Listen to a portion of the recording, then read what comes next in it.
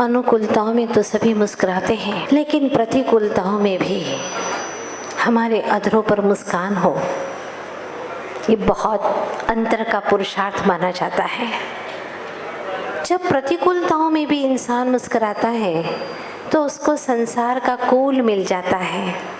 जो कूल होता है उसको कूल मिलता है, और जो गरम गरम रहता है वो संसार के ही मार्ग में भटकता रहता है। इसलिए एक बात ध्यान रखना, रोने से अपने आंसू भी पराये हो जाते हैं, रोने से अपने आंसू भी पराये हो जाते हैं, पर मुस्कुराने से पराये भी अपने हो जाते हैं। मुस्कान एक ऐसी चीज है जिससे पराये भी अपने हो जाते हैं। क्या जाता है एक मुस्कान में, क्यों रोते हो? अपने दुखड़े दुनिया को रोने की अपेक्षा से उनकी व्यथा को दूर करने का प्रयास करो। जीवन बहुत छोटा है। कहते हैं ना, वे तो हर समस्याओं में भी मुस्कुराते हैं, वे तो हर समस्याओं में भी मुस्कुराते हैं, पर अज्ञानी को मुस्कुराना भी एक समस्या है। ज्ञानी तो समस्याओं में भी मुस्कुराते हैं, पर अज्ञानी को मुस्कुराना भी एक समस्या है। मुस्कुराता ही नहीं है, चाहे कितनी अच्छी बात कह दो, उसके होठों पर खुशियां ही नहीं आती है। अंदर में खुशी हो तब तो होठों पर खुशी आए। लेकिन हमारी इस कहानी के नायक धन्य कुमार, उन्होंने सोच लिया है चाहे कितनी ही प्रतिकूलताएं जीवन में, कभी भी रोना नहीं है, व्यथाओं की कथाओं को किसी को सुनाना नहीं है। कभी आपने सोचा जब कुछ पल मुस्कुराने से आपकी तस्वीर बहुत अच्छी हो सकती है, जब कुछ पल मुस्कुराने से आपकी तस्वीर बहुत अच्छी हो सकती है, तो हमेशा मुस्कुराकर जीने से जिंदगी अच्छी क्यों नहीं हो सकती? हमेशा मुस्कुराते रहिए, आनंद से रहिए, यही है जिंदगी। वैसे धन्य कुमार बहुत समझदार थे। कहाँ जाना है, कब जाना है, कैसे जाना है, क्या करना है, क्या बोलना है, वो बहुत अच्छे से समझते थे। यद्यपि उनका विवाह नहीं हुआ था और पता नहीं होने वाला है या नहीं, मुझे नहीं पता, लेकिन कहानी स्वयं बोलेगी कि आखिर क्या होने वाला है। पर वो ये बखूबी जानते थे कि कदम, कलम और कसम सोच समझ करके ही उठाना चाहिए। कदम उठाओ सोच समझ करके। कहाँ जाना है? उन्होंने तय कर लिया कि अब घर की ओर मुझे नहीं जाना है। घर जाकर के करूँगा क्या? वहाँ जब मेरे ही अपने दुश्मन हैं, घर के लोग, मेरे भाई, तो फिर घर जाकर के माँ पिता को बार बार दुख देना अच्छा नहीं है। और वह अपना कदम सोच समझ करके उठाते हैं। और ये कहावत उन्हें ख्यालों में थी कि कदम, कलम और कसम जब भी उठाओ तो जरा सोच समझ करके उठाइएगा। यही हुआ और वह बहुत सोच समझते हुए जंगल की ओर चल दिए थे, राजगृह की ओर। आपको मालूम है ना, सैनिक राजा के नगर की ओर चले गए थे। लेकिन बीच में एक किसान मिला था कल, वो हल जोत रहा था। उन्होंने भी खेल समझ करके हल जोत लिया, लेकिन उन्हें तो रत्न ही रत्न प्राप्त हो गए। उसी किसान को देते हुए जब वह आगे बढ़ते हैं तो उन्होंने देखा कि बड़ा मनमोहक स्थान है, कितना अच्छा लग रहा है, यहाँ पर किसी का वेर विरोध नहीं। सांप और नेवला, सांप और मोर, इन दोनों का आपस में वेर भाव होता है। बंदर और नेवला, उनका जन्मजात विरोध होता है, लेकिन फिर भी पास में बैठे हुए हैं। इन दोनों के मन में कोई भी वेर विरोध का भाव नहीं है। मेंढक और सांप, इनका भी आपस में वैर भाव होता है। मगर और हाथी, इनका भी जन्मजात विरोध होता है। लेकिन ये सब के सब जीव एकदम शांत होकर के यहाँ दिखाई दे रहे हैं। कोई किसी के ऊपर हमला नहीं कर रहा है। क्यों? क्योंकि उनको गुरु दिखाई दे रहे हैं। मगर अफसोस है, हम मंदिर में आते हैं फिर भी हमें भगवान दिखाई नहीं देते, तीन लोग के नाथों के नाथ दिखाई नहीं देते, और वहीं पर विवाद विवाद कर लेते, वहीं पर झगड़ा कर लेते। समझ लेना, मंदिर में झगड़ा करने वाला व्यक्ति, अपनी अपनी चलाने वाला व्यक्ति, और मंदिर का मैं नायक हूं ये समझने वाला व्यक्ति भगवान का अपमान कर रहा है। मंदिर में आओ, भक्त बन करके आओ, पदाधिकारी बन करके कभी मत जाना। अगर तुम्हें पदाधिकारी बनना है मुक्ति का तो तुम वहां पर सिर्फ और सिर्फ एक भक्त बन करके आइएगा। धन्य कुमार में ये सारे के सारे गुण थे और वह सोच रहा है कि माँ ने कहा है कि बेटा पुण्य कमाने का समय आ गया है। अब कहाँ आ गया था, अब देखते हैं। वह मुनिराज के पास में जाता है। कौन? धन्य कुमार। धन्य कुमार की बात चल रही है अभी, बीच में कुछ संकेत किया है मैंने आप लोगों को। अभी धन्य कुमार मुनिराज के पास में है और दर्शन किया। वाह, धन्य है जिनके चरण जिस किसी भी द्वार पर जाते हैं, जिस किसी भी धरा पर जाते हैं, वो धरा स्वर्ग से हो जाती है। न जाने इनके वचनों से कितने कितने हृदयों में परिवर्तन हो गया है। कितना अच्छा प्रवचन दे रहे हैं, क्या मधुरिम वाणी है। ऐसा लगता है कि जैसे फूल खिल रहे हैं इनके मुखारविंद से। और वो चुपचाप सुनता है मुनिराज की दिव्य देशना को। उसने देखा कि ये मनोरम दृश्य महाराज की ही वजह से है और वह भव्य जीवों को उद्बोधन दे रहे हैं। वह भी चुपचाप बैठ जाता है पीछे और जाकर के उनका दिव्य प्रवचन सुनता है। जब मुनिराज का प्रवचन सुनता है तो उसे भी एक वैराग्य आता है, मन में वैराग्य की भावना आती है और वो सोचता है, हो जीवो छो आ जगत मां त्यान थी जीवन, जिंदगी नो नाम छे बस बोझ ने बंधन, आखरी अवतार नो बन मंडाण बांधी दे,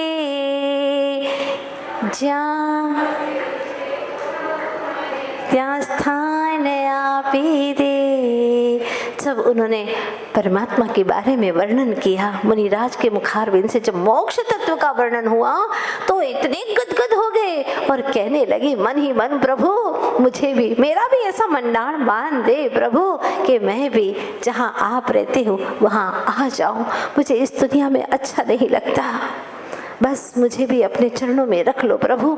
यहाँ संसार में कौन अपना कौन पराया, कोई राग करता है तो कोई द्वेष करता है।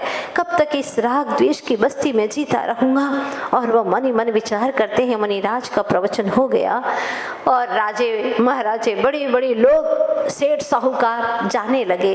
तो धन्य कुमार ने पीछे से जाकर के मुनिराज के चरणों में जाकर के निवेदन किया, प्रणाम किया और कहा, हे महामुनीश्वर, मैं बहुत दिनों से एक शंका मेरे मन में थी, पूछना चाहता हूँ, आपके चरणों में आया हूँ मुनीश्वर, कहिए ना मेरे जीवन में ऐसा क्यों है, ऐसा विपरीतता क्यों है।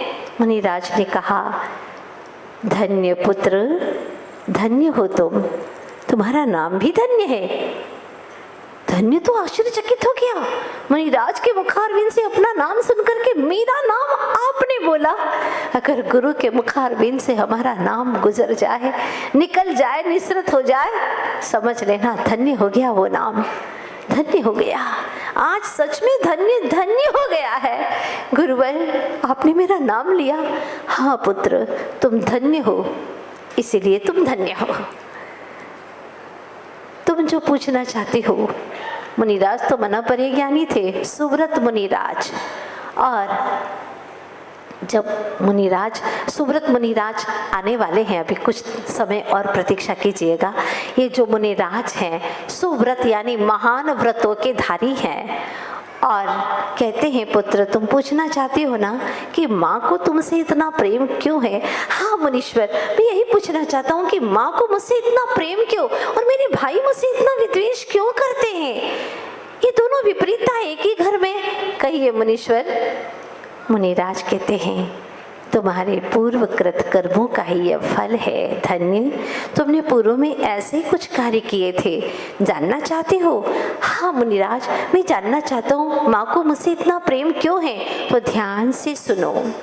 मुनिराज कथा शुरू करते हैं, उसके पूर्व भव की कथा शुरू करते हैं। तो मैं आपको पूरी कथा तो सुनाने वाली हूँ नहीं, क्योंकि आप वैसे ही सुन चुके हैं। पहले दिन से जो कहानी चली थी वो अकृत पुण्य की कहानी, डाकुओं का सरदार जिसने मूर्तियों की चोरी की थी, देव द्रव्य को हड़प लिया था, छल कपट से धोखा दे करके लोगों की आंखों में में धूल झोंक करके मूर्तियों को उसने चोरी कर ली थी और फिर उसके शरीर में उदुम्बर कुष्ठ रोग हो गया था। जीते जी शरीर में कीड़े पड़ गए थे और 7 दिन के पहले ही सेठ आ गया था और सेठ आते ही उसे बहुत गुस्सा आया। उसने दांत भींचे गुस्से में और उसी वक्त उसका प्राणांत हो गया था। मालूम है ना आपको, प्राणांत हो गया। मर करके नरकों में, कई बार नरकों में गया, नरक तिर्यंच, और इसके बाद में कई तरह की दुख भरी योनियों में भटकता भटकता फिर वह मृष्टदाना के गर्भ में आया। अभी पाप की पलड़ी हल्की नहीं हुई, बहुत भारी है। गर्भ में आया, सारा परिवार नष्ट हो गया और जिस दिन उसका जन्म होने वाला था उस दिन एक नानी बची थी, उसका भी मरण हो गया, पिता का भी मरण हो गया, एक माँ मृष्टदाना बेचारी। और फिर जब बड़ा हुआ, खेत में काम करने लगा, जिस नौकर के यहाँ पर वो गया, वही नौकर था पहले, इसलिए कह रहे जिस नौकर के यहाँ गया, अब वो बहुत बड़ा सेठ बन गया है, खेत का मालिक बन गया है। लेकिन वह सोचता है मैं पहले नौकर था जिस सेठ के यहाँ, वो सेठ का बच्चा मेरे यहाँ नौकरी करने के लिए आया है, तो वह दया करके तरस खा करके उसको स्वर्ण की अशर्फी देता है। मगर फिर भी पाप का तीव्र उदय होने से अशर्फी भी हाथ में जलता हुआ कोयला बन जाती है, उसका हाथ जल जाता है। दोबारा चने भी देता है तो झोली में छेद था, क्योंकि पुण्य में ही छेद था, तो वह सारे चने उसके नीचे गिर जाते हैं, मुट्ठी भर चने शेष रह जाते हैं। माँ ने सोच लिया इस नगरी में रहना ठीक नहीं है, सारे परिचित लोग हैं, वह भोगावती नगरी से शीशवाक नगरी की ओर चली जाती है।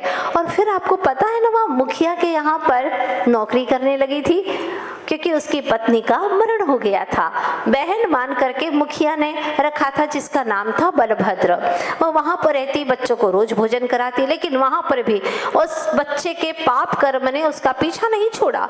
उस बलभद्र के मुखिया के बच्चे उसे रोज पीटते, मारते, उसका खाना चुरा लेते, जो कुछ भी बचा कुछा मिलता और उसमें भी वह खाने नहीं देते। पर एक दिन जब बलभद्र ने देखा तो तरस खा करके उसके लिए दूध दिया था, मालूम है ना आपको, और उत्तम जाति के चावल दिए थे, उत्तम श्रेष्ठ क्वालिटी के अच्छे से चावल दिए थे, बासमती, दूर से ही सुगंध आए ऐसे चावल, और सारी खीर की उत्तम से उत्तम सामग्री उसको दी थी, जो भी उसमें डाली जाती है, केसर, इलायची आदि आदि, आप लोग जो जो भी डालते हैं ना, वो सारी चीजें उसने एक एक चीजें तैयार करके उसको दे दी और कहा बहन मना मत करना, ये भाई की भावना है और अपने बच्चे को अच्छे से खीर बना करके खिलाना, रोज रोता रहता है, बस उसको खीर खिलाना।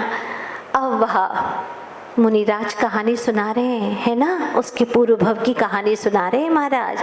फिर क्या हुआ महाराज? धन्य पूछता फिर क्या हुआ? फिर ये हुआ कि रात ढलने लगी, शाम हो गई थी, रात ढलने लगी। अब फिर क्या हुआ?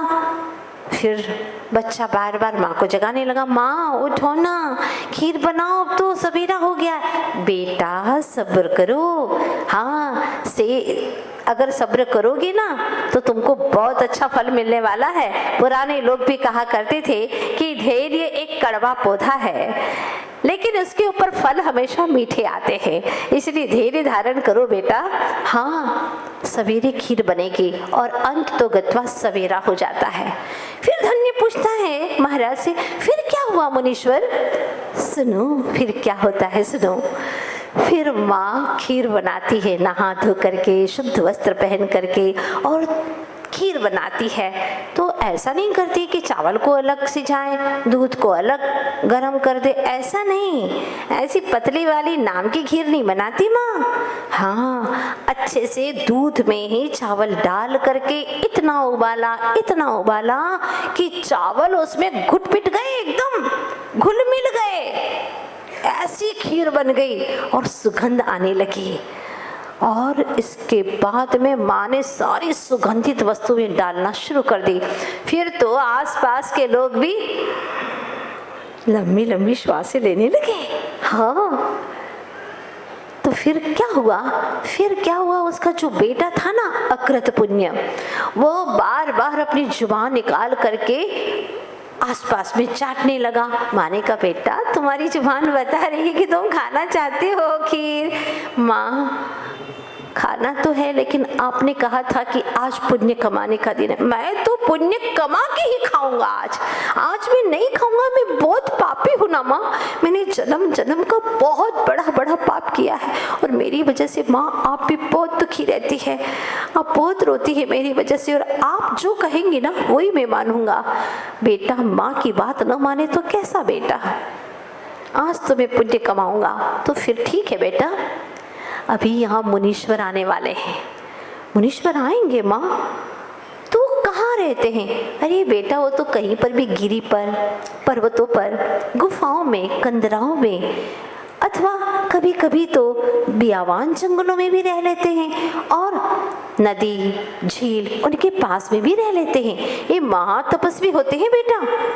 हाँ, तपो तेज से जिनकी दिव्य काया अद्भुत हुआ करती है, उनकी ऐसी दिव्यता देखते ही बनती है, लगता है जैसे कोई सूरज हो। हाँ, ऐसा आध्यात्मिक तेज होता है उनमें। तो माँ, मुझे तो देखना है उन्हें। और बेटे का चेहरा एकदम आनंद से भर जाता। माँ, मुझे देखना है उन्हें। बेटा, भावना भवनाशनी, जितनी भावना करोगे उतने ही मुनिराज तुम्हारे करीब में होंगे। देखो, अभी थोड़ा सा टाइम शेष है, ऐसा लग रहा है कोई दिखाई नहीं दे रहा है, लेकिन मैं पानी भर करके अभी आती हूँ। बेटे को नहलाया धुलाया माँ ने, अच्छे से तैयार किया। हाँ, और धोती दुपट्टा पहना करके रखा। क्या पहनाया? धोती दुपट्टा। पहले के समय में बच्चों को भी, छोटे छोटे बच्चों को भी धोती दुपट्टा पहनाते थे। ये पोशाक रहती थी। इन वस्त्रों में भी शारीरिक बीमारियां पैदा नहीं होती थी, क्योंकि अब जितना भी टाइट कपड़ा पहनने लगे हैं उतने ही दिमाग उनका लूज होने लगा है। कपड़े टाइट पहनोगे, दिमाग लूज होता जाएगा, और बच्चों का दिमाग बहुत लूज हो गया। उनको समझ ही नहीं पड़ती है कुछ भी। बात करो व्यवहार की तो भी उनके पल्ले ही नहीं पड़ती। कह दो बेटा ये ले आओ, क्या ले आऊं, कहाँ से ले आऊं, कैसे ले आऊं? अरे भगवान, इनको कैसे सिखाएं, कुछ समझ में ही नहीं आता उनको। बेटा, इन्हें प्रणाम करो। कैसे करूं, कैसे करूं, कहाँ से करूं? हे भगवान, बड़ा मुश्किल हो गया है। आज लड़कों को माँ बाप ऐसे कपड़े पहनाने लगे हैं चुस्त, जिससे उनका दिमाग हो गया लूज, और लड़कियों को ऐसे कपड़े पहनाने लगे हैं तो लगता है कि आजकल कपड़ों की सारी फैक्ट्रीज बंद होने लगी हैं। कपड़ों की बहुत कमी हो गई है, अथवा कहीं चिथड़े पड़े हैं तो वो एक के ऊपर एक डालते जाते हैं, या तो बहुत सारे डाल देंगे इकट्ठे, या फिर आधे ही कपड़े पहनेंगे। पता नहीं क्या दुर्दशा है। लेकिन पहले की हमारी जो भारतीय संस्कृति, जिन संस्कृति थी, वो कैसी थी? माँ ने बेटे को नहलाया धुलाया और धोती दुपट्टा पहना करके कहा, बेटा